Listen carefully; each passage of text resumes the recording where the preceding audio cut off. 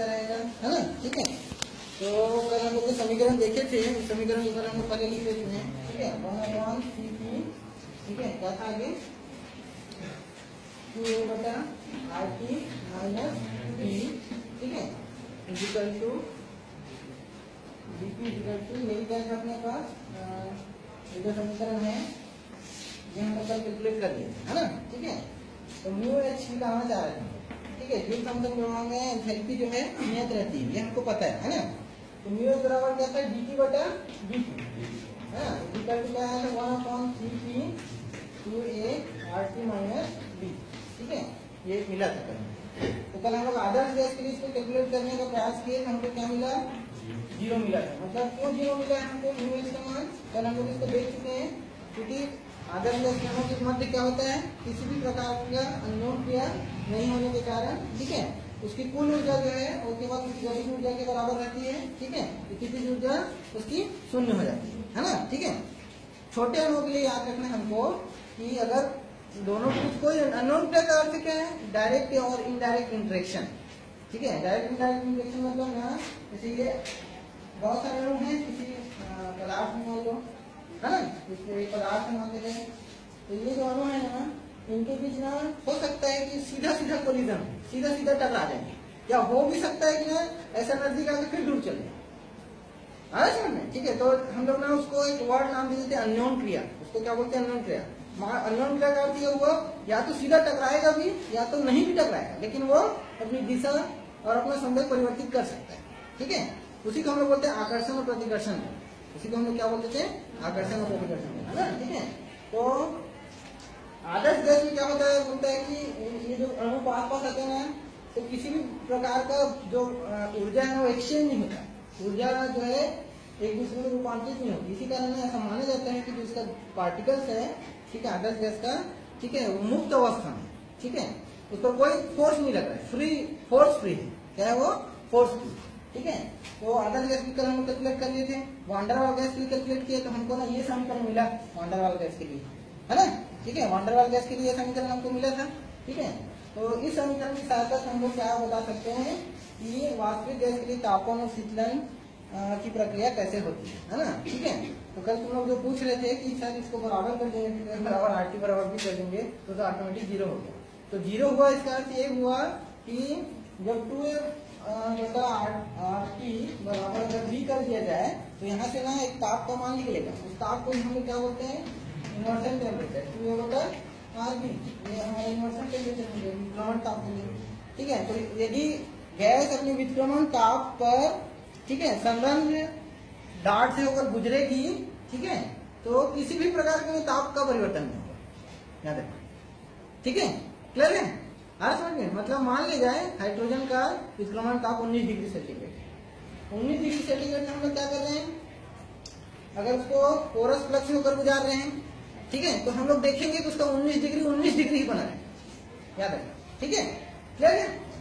लेकिन यदि मान ले जाए 19 डिग्री से कम है, ठीक है, उसका तापमान, तो वह शीतलन प्रभाव दिखाएगा, और अगर 19 डिग्री से ज्यादा है तो वह तापमान प्रभाव दिखाएगा। और डिपेंड करता है किस पर, इसी पर डिपेंड करता है, 2A/RB इसी पर डिपेंड करेगा। ठीक है, आज समझिए ये जो क्वांटिटी है, देखो 2A/RT का मान यदि मान लो 20 से कम हो जाए तो देखो इसी चीज को, है ना, इसे क्या पता चलेगा, T का मान क्या है, कम है, इससे 2A/RB से।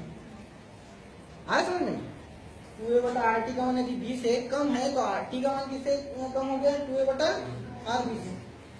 तो क्या बताना चाह रहा है, देखो ध्यान से, टेम्परेचर ज्यादा है, किससे ज्यादा है टेम्परेचर, इस क्वांटिटी से। ये क्वांटिटी लेफ्ट हैंड साइड कैसी है, पूरा नितांक क्वांटिटी, पूरा नितांक क्वांटिटी। तो तापमान ज्यादा हो रहा है, तापमान क्या हो रहा है, ज्यादा हो रहा है, मतलब ये क्या बताएगा, तापमान प्रभाव हो रहा है। ठीक है, यदि मान लो इसका मान 20 से ज्यादा है मतलब ये तापमान क्या होता है, कैसी अवस्था है, तापमान 30। ठीक है, आज समझ में। और इसका जस्ट रिवर्स कर देंगे हम लोग, 2A/RB का मान 30 से ज्यादा होगा तो ये क्या आएगा, शीतलन। क्या बताएगा, शीतलन प्रभाव बताएगा। ठीक है, आज समझ में। तो प्रत्येक गैस के लिए याद रखना विक्रमण ताप अलग अलग होता है, हर एक गैस का विक्रमण ताप अलग अलग होगा। ठीक है, और विक्रमण ताप वह ताप है ठीक है, जिस ताप के नीचे, ठीक है, यदि उस गैस को पोरस प्लग से गुजारा जाए तो वह शीतलन प्रभाव दिखाएगा, और यदि उस गैस को उसके विक्रमण ताप से अधिक ताप पर, ठीक है, पोरस प्लग से गुजारा जाए तो वह तापन प्रभाव दिखाएगा। तो सामान्य अवस्था में हाइड्रोजन और हीलियम जो है वह तापन प्रभाव दिखाती है, याद रखना, और अन्य गैसें सभी शीतलन प्रभाव दिखाएगी। ठीक है, हर समझ में। और हर गैस के लिए याद रखना ए और बी का मान भी अलग अलग होता है। हर गैस के लिए ए और बी का मान भी अलग अलग होता है। ठीक है, उसका मान डिफरेंट हो सकता है। ठीक है, हर समझ में क्यों डिफरेंट हो सकता है मालूम? क्योंकि ना P प्लस ए बटा B square B minus B बराबर आर टी समीकरण है वास्तविक गैस का, है ना, यही समीकरण है। तो वास्तविक गैस का समीकरण मतलब इस गैस को, इस रिलेशन को क्या कर रहे हैं, वो फॉलो कर रहे हैं। मतलब हाइड्रोजन भी उसको फॉलो कर रहा है, हीलियम भी फॉलो कर रहा है। तो हाइड्रोजन और हीलियम में दाब और आयतन का तो अंतर हो सकता है ना। हर जैसे इक्वल दाब और इक्वल आयतन पर तो नहीं हो, अलग अलग दाब और अलग अलग आयतन पर हो सकती है। ठीक है, आराम से। इस कारण P प्लस ए बटा B square B minus B R T जो है, ठीक है, हर एक गैस के लिए अलग अलग काम आ सकता है। ठीक है, किसी में दाब ज्यादा होगा, किसी में आयतन कम होगा, किसी में आयतन ज्यादा होगा, दाब कम होगा। ठीक है, आ रहा समझ में।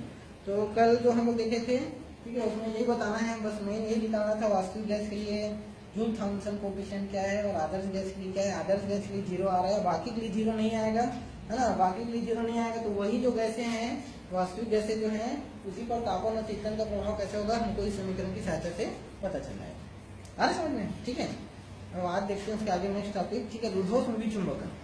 ठीक है, मैं से शीतलन, रुद्धोष्म विचुंबकन से शीतलन, है ना।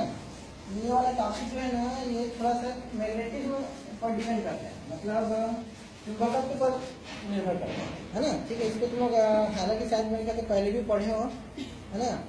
चुंबकीय पदार्थ 3 अलग अलग प्रकार से वर्गीकृत किया जा सकता है। ठीक है, गति चुंबकत्व, लौह चुंबकत्व, अणु चुंबकत्व पढ़ोगे तुम लोग। ठीक है ना। तो ये जो टॉपिक है ना, अणु चुंबकत्व से रिलेटेड है। ठीक है, तो अणु चुंबकत्व पदार्थ का यदि रुद्धोष्म विचुंबकन किया जाए, ये वर्ड थोड़ा हालांकि कठिन है। ठीक है, अणु चुंबकत्व क्या कहेंगे हम लोग, रुद्धोष्म विचुंबकन। तो वह अणुचुंबकीय पदार्थ जो है ना ठंडा हो जाता है, शीतलन प्रभाव दिखाता है। इसी को हमको मानना है, और उसको थर्मोडायनेमिकल वेरिएबल या थर्मोडायनेमिकल पोटेंशियल की सहायता से, थर्मोडायनेमिकल रिलेशन की सहायता से हमको बताना है इसको। ठीक है ना। ठीक,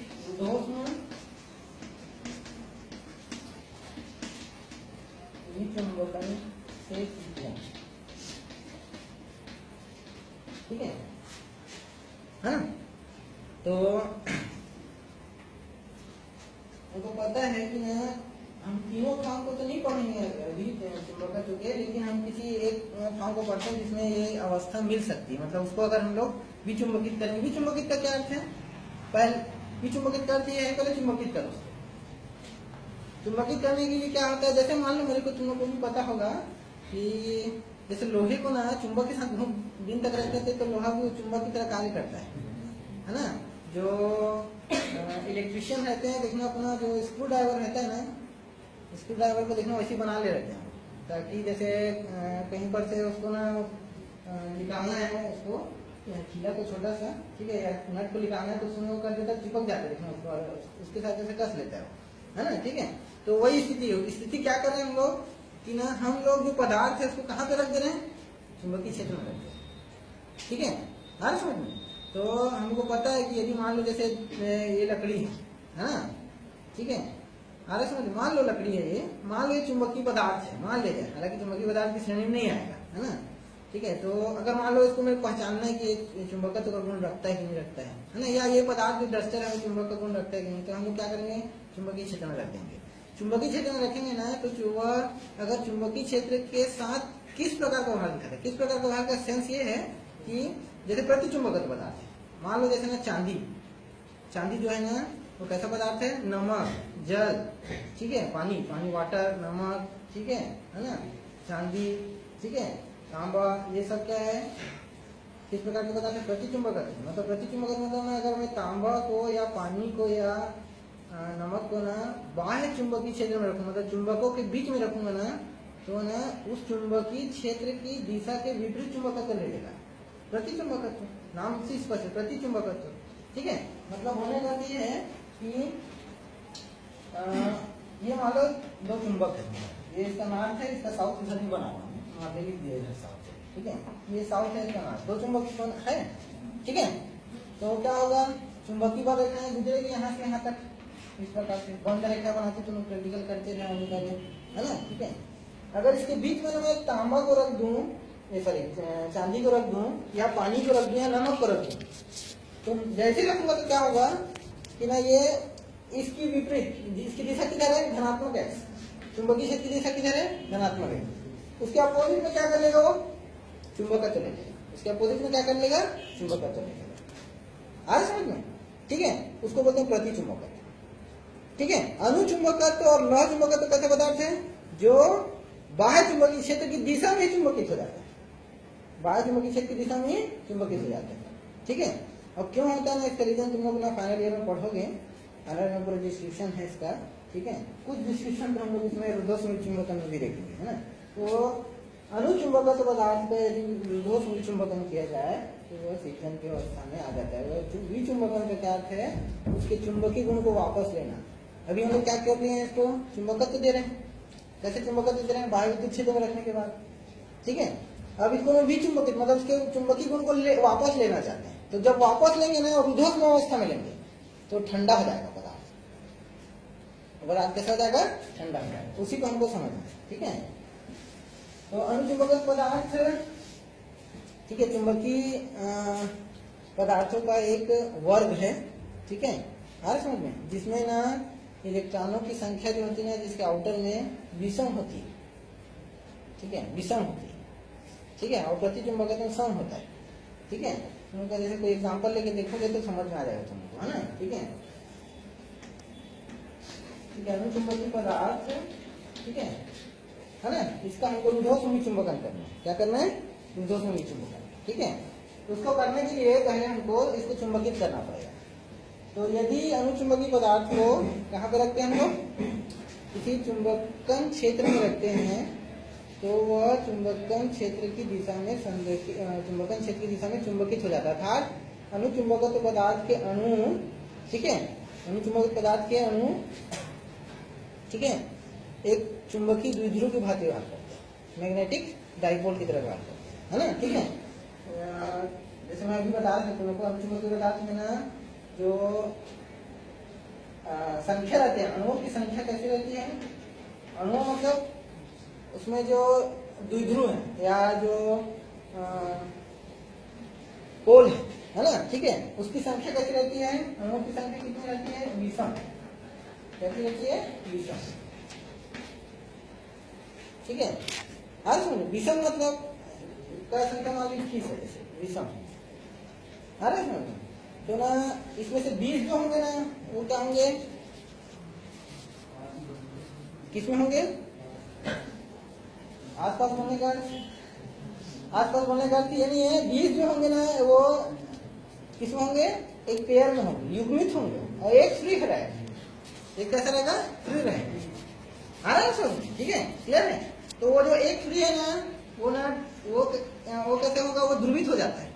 वो कैसे हो जाता है, ध्रुवित। कब ध्रुवित होगा, जब उसको चुंबकीय क्षेत्र में रखें। तो उसको कहाँ रखते हैं हम लोग, चुंबकीय क्षेत्र में रखते हैं, है ना। ठीक है, तो इसमें ना कुछ चुंबकीय आघूर्ण पहले से उपस्थित हो सकता है अनुचुंबकीय पदार्थ। ठीक है, हाँ समझिए।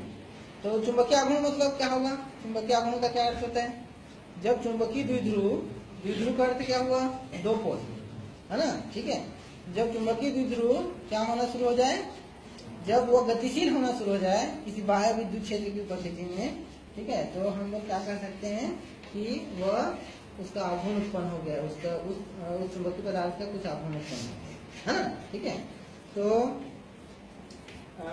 अनुचुंबकीय पदार्थ को जब हम लोग बाह्य चुंबकीय क्षेत्र में रखते हैं, ठीक है, तो उसके अणु ना चुंबकीय क्षेत्र की दिशा में या उसके द्विध्रुव जो है चुंबकीय क्षेत्र की दिशा में संरेखित होने का प्रयास करते हैं। अभी प्रति चुंबकत्व में क्या बोला मैं, उसकी दिशा के विपरीत, अनुचुंबकत्व और चुंबकत्व में क्या बोला मैं, उसकी दिशा में ही होना चाहिए रहता है। ठीक है, हाँ समझ, ठीक है। और इस अनुचुंबकीय पदार्थ के लिए ना H और I दो चीज को ध्यान रखना, H और I क्या, ठीक है। H को हम लोग नाम देते हैं इसको चुंबकन क्षेत्र, ठीक है, इसको क्या नाम देते हैं, चुंबकन क्षेत्र, ठीक है, समझ में। और आई को क्या नाम देते हैं हम लोग, चुंबकन धारा, क्या नाम देते हैं इसको, चुंबकन तीव्रता, चुंबकन तीव्रता, आई को हम लोग क्या नाम देते हैं, चुंबकन तीव्रता, ठीक है। पहले परिभाषित कर लेते हैं, याद रखना कि H जो है ना वो आई के प्रोपोर्शनल होता है, चुंबकन क्षेत्र जो है चुंबकन तीव्रता के अनुक्रमानुपाती है ना, ठीक है। इसको मैं परिभाषित करके बता रहा हूँ तो समझ में आ जाएगा कि क्या बताना चाह रहे हैं, ठीक है। तो H इक्वल टू इसको सॉल्व कर लेते हैं लैम्डा इनटू आई, ठीक है, ये कांस्टेंट लगा देते हैं, लैम्डा नहीं इसको कहीं कर देते हैं, ऐसा बना देते हैं हम लोग, ठीक है, इस टाइप से बना देते हैं। इसको बोलते हैं चुंबकीय प्रवृत्ति, क्या बोलते हैं इसको, चुंबकीय प्रवृत्ति। H क्या है, चुंबकन क्षेत्र, I क्या है, चुंबकन तीव्रता, और काई, इसको काई नाम दिया गया, काई को बोलते हैं चुंबकीय प्रवृत्ति, तो क्या बोलते हैं, चुंबकीय प्रवृत्ति, ठीक है। इंग्लिश में इसको बोला जाता है मैग्नेटिक सब्सिबिलिटी, इंग्लिश में क्या बोलते हैं इसको, मैग्नेटिक सब्सिबिलिटी,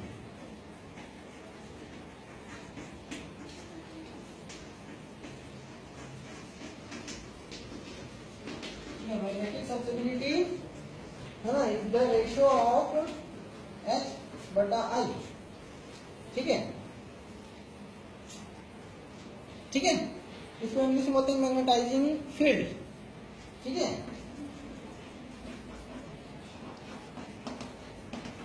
मैग्नेटाइजिंग फील्ड, क्षेत्र मतलब फील्ड, हाँ। और इसको बोलते हैं इंटेंसिटी ऑफ मैग्नेटाइजिंग, क्या बोलते हैं, इंटेंसिटी ऑफ मैग्नेटाइजिंग। इंग्लिश में याद रखो इस कारण क्योंकि हिंदी में इसका अर्थ निकालना भी थोड़ा कठिन है ना, इसका इंग्लिश में लिखो ज्यादा अच्छा है यहाँ पे, है ना। इंटेंसिटी ऑफ मैग्नेटाइजेशन मतलब इंटेंसिटी मतलब तीव्रता, तो चुंबकन तीव्रता ऐसा नाम दीजिए, है ना, इंटेंसिटी ऑफ मैग्नेटाइजेशन। तो चुंबकीय प्रवृत्ति जो है किसके अनुक्रमानुपाती है, ये सॉरी किसके बराबर है, किसका अनुपात है, चुंबकन क्षेत्र बटा चुंबकन तीव्रता, ठीक है। अब हम कहते हैं कि H है क्या, एक्चुअली हमारे पास H क्या है, हम उसको कैसे परिभाषित करेंगे और I को कैसे परिभाषित करेंगे, ठीक है ना। तो इंटेंसिटी ऑफ मैग्नेटाइजेशन है ना, is the total dipole movement of unit volume, एकांक आयतन में उपस्थित अणुओं का चुंबकीय द्विध्रुव आघूर्ण, ठीक है।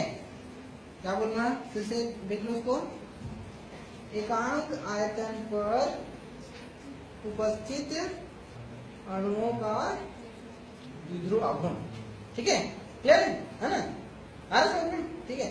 अभी तुम लोग मेरे ख्याल से उसको नहीं समझ पा रहे तुम लोग, है ना, ठीक है।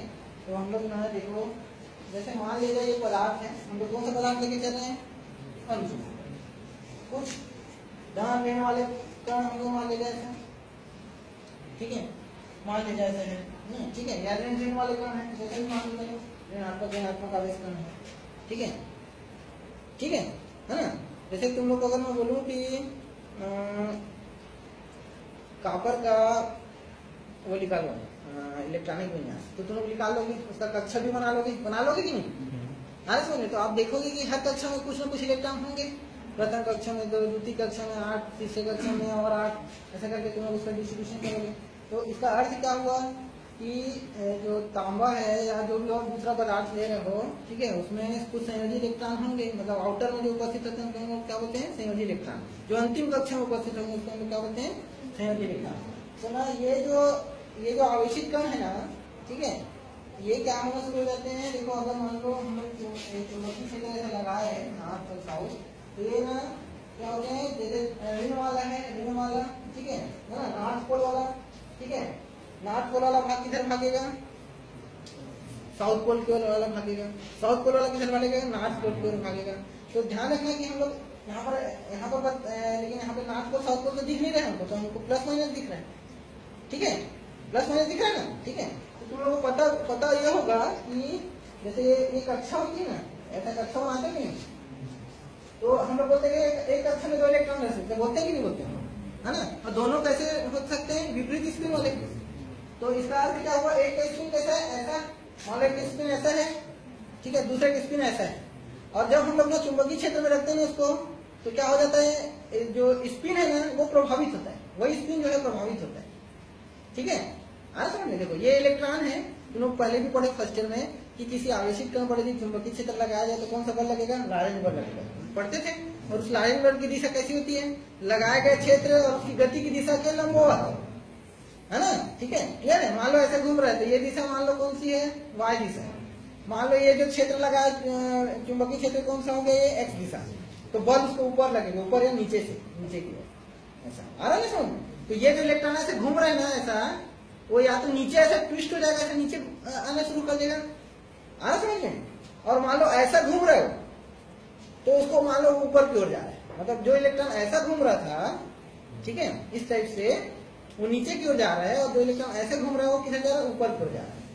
क्यों जा रहा है ऊपर की ओर, नीचे की ओर, क्योंकि उसका क्या लग रहा है, तो ये ना क्या हुआ, उसका जो चक्रण है ना ऐसा, ये चक्रण जो है प्रभावित हो रहा है, किसके कारण, बाह्य। यही जो प्रभावित हो रहा है ना, प्रभावित होकर ऐसे हो रहा है और प्रभावित होकर ऐसा बन रहा है, ठीक है, इसको बोलते हैं हम लोग, यही क्या उत्पन्न होगा, इसमें आघूर्ण उत्पन्न होगा। ठीक है, क्लियर है ना। ठीक है, जैसे तुम लोग को पता है आघूर्ण मतलब घूमना, सिंपल से ऐसे घूमना, घुमा मतलब अगर सीधा सीधा से घूम रहे तो ठीक है, लेकिन अगर उसकी गति की दिशा में परिवर्तन हो जाए तो हम बोल सकते हैं कि उसमें आघूर्ण उत्पन्न हो जाए। मतलब वो कैसे टाइप का दिखाई देगा, भौरा टाइप का दिखाई देगा। भौरा जो चलता है देखना ऐसा होता है ना, तो ऐसा ऐसा हिलता है वो, देखना ऐसा ट्विस्ट होता है कि नहीं होता है। वही स्थिति ना इलेक्ट्रॉन पर, ऐसे घूमते घूमते वो ऐसा हो जाता है, कभी ऐसा ऐसा घूमते घूमते वो ऐसा हो जाएगा। ठीक है, आ रहा समझ, ठीक है, क्लियर है। तो उसी को बोलते हैं हम लोग आघूर्ण, क्या बोलते हैं, आघूर्ण। तो जो आई है, ठीक है, चुंबकन तीव्रता, ठीक है, चुंबकन तीव्रता क्या बता रहा है, देखना, एकांक आयतन पर, ठीक है, जितने भी चुंबकीय द्विध्रुव होंगे, ठीक है, तो उनका कुल आघूर्ण, तो हम लोग किसे निरूपित करते हैं, आई या एम, याद रखना, यहाँ पे नहीं लिखा हुआ है लेकिन इसको एम से भी दर्शाते हैं, इंटेंसिटी ऑफ मैग्नेटाइजेशन को। आया समझ में, ठीक है। आघूर्ण कैसे उत्पन्न होती है सभी को, ठीक है ना। चूंकि याद रखना, पदार्थों में इलेक्ट्रॉन का चक्रण होता है और प्रत्येक इलेक्ट्रॉन अपनी कक्षा में घूमते हुए धारा लूप का निर्माण करता है। किसका निर्माण करता है, धारा लूप का, ठीक है। और वो धारा लूप जो है ना चुंबकीय क्षेत्र का निर्माण करता है। तुम लोग फर्स्ट में पढ़े हो फैराडे का नियम, एम्पियर का नियम, ठीक है, पढ़े हो, ठीक है। दोनों नियम में क्या बोलता है कि विद्युत क्षेत्र चुंबकीय क्षेत्र को उत्पन्न करता है, चुंबकीय क्षेत्र विद्युत क्षेत्र को उत्पन्न करता है, ये कहता है, ठीक है। क्लियर है। आई या एम, आई और एम क्या बोल रहा हूँ, सीधा से याद रखना कि एकांक आयतन पर कितना चुंबकीय आघूर्ण है वो एम बताएगा। क्लियर है। एकांक आयतन, एकांक आयतन बोलने का मतलब इसका एकांक भाग, इसका एकांक भाग ले लो। इस पदार्थ का कोई एकांक भाग, एकांक भाग मतलब एकांक आयतन मतलब लंबाई चौड़ाई ऊंचाई एक एक होना चाहिए। उसमें कितने अणु है, मान लो 10 अणु है, तो 10 अणु का चुंबकीय आघूर्ण कितना है वो क्या बताएगा, एम या आई। ठीक है, क्लियर है ना। एच चुंबकन क्षेत्र, चुंबकन क्षेत्र मतलब स्पष्ट चुंबकन क्षेत्र, चुंबकन क्षेत्र मतलब जो बाह्य क्षेत्र लगा रहे हैं या बाह्य आवेश के द्वारा, ठीक है, समझ, बाह्य चुंबकीय द्विध्रुवों के कारण जो क्षेत्र निर्मित होता है उसको हम क्या बोलते हैं, चुंबकन क्षेत्र। मतलब लगाया गया बाह्य चुंबकीय क्षेत्र, चुंबकन क्षेत्र का लगाया गया बाह्य चुंबकीय क्षेत्र क्या कहलाता है, चुंबकन क्षेत्र। ठीक है, तो इसके कारण यह प्रोड्यूस हुआ, सीधी सी बात है।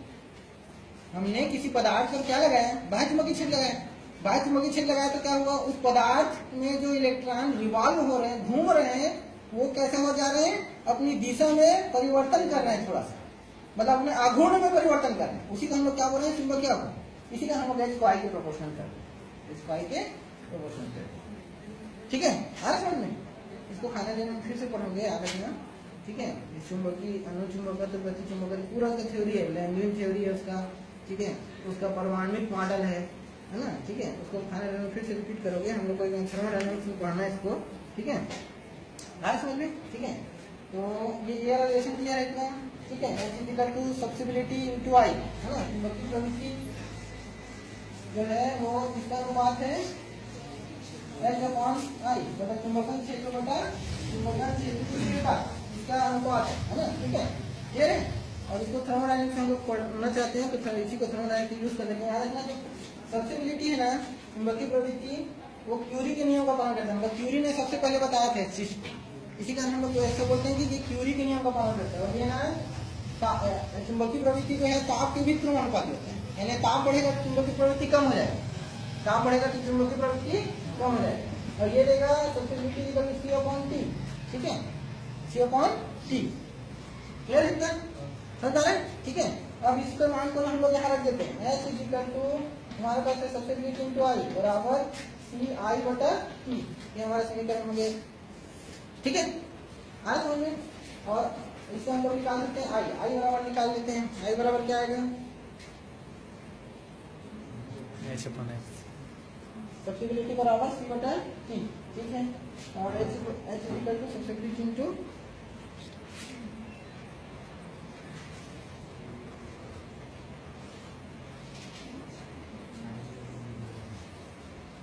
इसको रिवर्स कर दो, इसको ना ऐसा लिखो,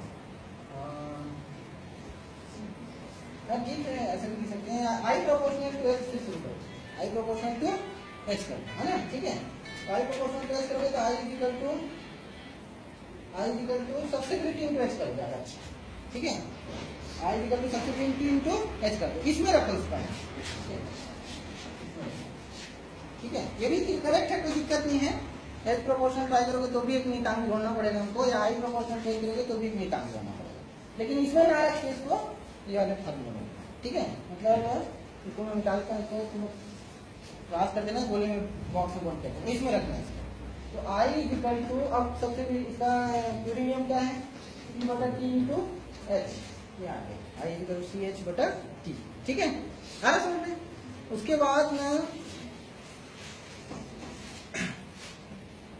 M, ये जो M है ना, M, ठीक है, आ रहा समझ में, M और I दोनों एक ही है, ऐसा बता रहा था मैं थोड़ी देर पहले, है ना, ठीक है। तो ये जो कैपिटल M है ना, वो कुल चुंबकन तीव्रता है।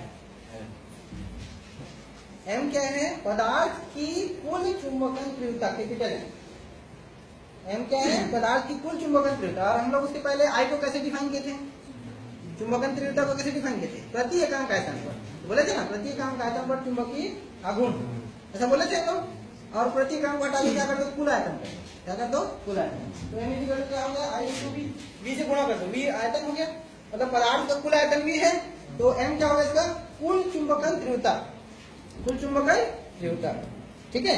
अब यहाँ पे I का वैल्यू पुट कर दो, I का वैल्यू क्या है, CVH/T, क्लियर है, समझ में, ठीक है। अब जो हमारा टॉपिक है ना, रुद्धोष्म चुंबकन, इसको हम लोग देखते हैं, रुद्धोष्म चुंबकन क्या आएगा, उसी को हम लोग पढ़ना है आगे, और उसका मैथमेटिक्स निकाल देना, ठीक है। तो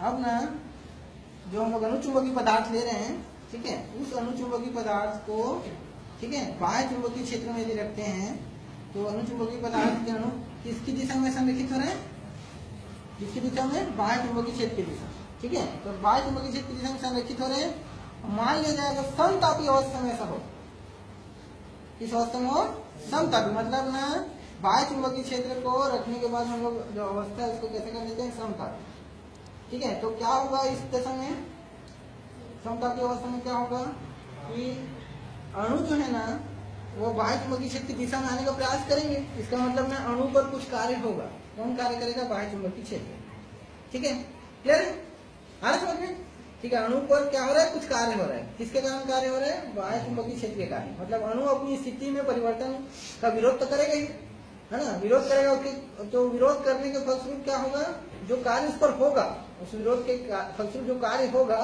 ठीक है, वो किया गया कार्य जो है उसकी स्थिति ऊर्जा क्रम में संचित हो जाएगी, हम लोग पहले भी पढ़े, ठीक है, क्लियर है ना। तो समतापी अवस्था में किया जाए ना, ठीक है, तो उसकी आंतरिक ऊर्जा बढ़ जाएगी, उसकी आंतरिक ऊर्जा बढ़ जाएगी। लेकिन यदि रुद्धोष्म अवस्था में किया जाए, मतलब पदार्थ को बाह्य चुंबकीय क्षेत्र में रखा जाए और उसको रुद्धोष्म अवस्था में रखा जाए, या ये प्रक्रिया को रुद्धोष्म अवस्था में किया जाए, तो ना पदार्थ पर कार्य होगा, ठीक है, और पदार्थ जो है ना ठंडा हो जाएगा, पदार्थ क्या हो जाएगा, ठंडा हो जाएगा।